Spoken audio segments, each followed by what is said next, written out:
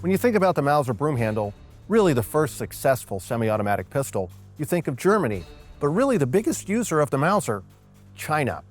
You see, in China, rifles couldn't necessarily be imported, but handguns, especially handguns with shoulder stocks, could.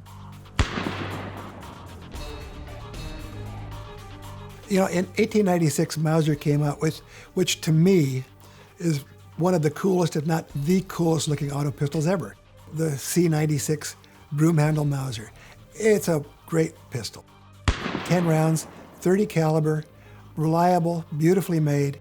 And they made these things from 1896 up into the 1930s. Well, at some point, some of these made their way to China. Well, the Chinese military and the Chinese warlords especially thought these are just the ticket. These are wonderful, wonderful guns. So they wanted to have these as some of their primary pistols to issue their troops. They bought German guns, but that wasn't enough. One of the notable elements of Chinese Broomhandle Mauser copies is the fact that they're kind of all over the board. They range pretty much everywhere in terms of quality. You've got the bottom of the barrel quality guns all the way up to pretty decent copies of what Mauser was making at the time. Now we slip back to the 1880s. The Chinese decided that they needed a kind of a dockyard or something to service some of their ships. So they established the Taku naval dockyard. And basically it was for servicing seagoing vessels. After a while, they started building seagoing vessels. Then they started increasing their manufacture into other items, including armaments. And they made cannons, they made machine guns, and they made copies of the C96 Broomhandle Mauser. Now, they weren't the only company in China to make these guns. The Shanxi Arsenal made some were made in .45 auto even. So, to make a long story short, the Taku naval dockyard guns were a copy of the Italian model, which was what they called a flat-side large ring hammer gun, which in itself is a rare pistol today. Unlike some of the Chinese guns are a little questionable, the Taku naval dockyard guns were built to very, very high standards.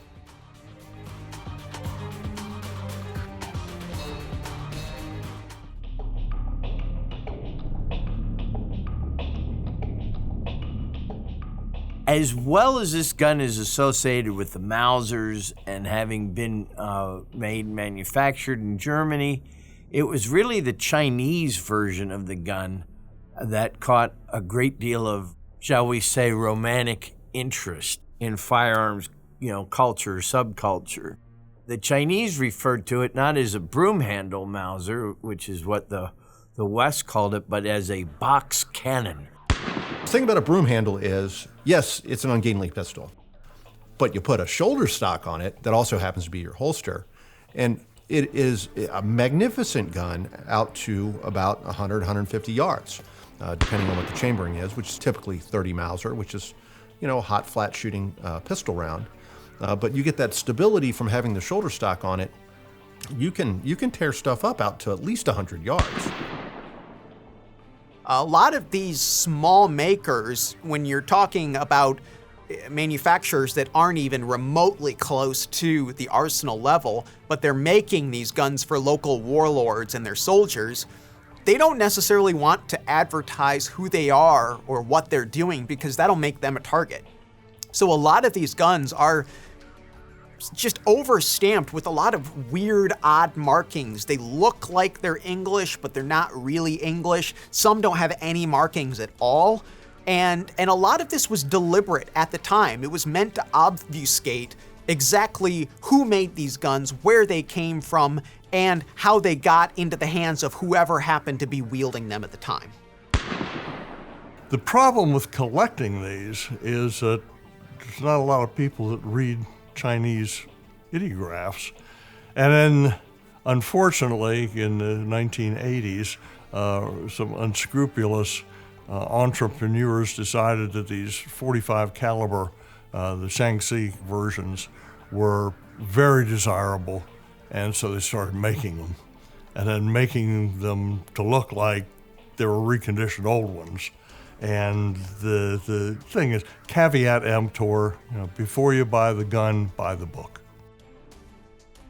Out of all the million plus guns that were produced over a period of decades, The Chinese government literally is the only one that ever adopted the gun as a service standard for its military.